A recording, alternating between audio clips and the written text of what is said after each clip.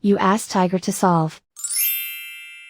This deals with linear equations with one unknown.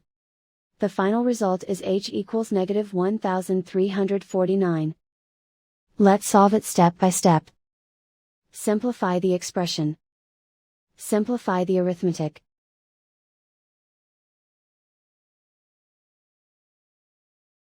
Break up the fraction. Group all constants on the right side of the equation. Add 13 over 681 to both sides. Combine the fractions. Combine the numerators. Reduce the zero numerator. Simplify the arithmetic. Convert the integer into a fraction. Combine the fractions.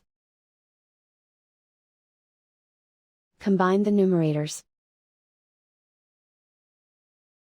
Isolate the h. Multiply both sides by 681. Group like terms. Multiply the coefficients.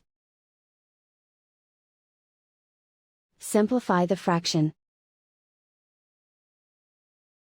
Multiply the fractions. Simplify the arithmetic. And so the final result is h equals negative 1349.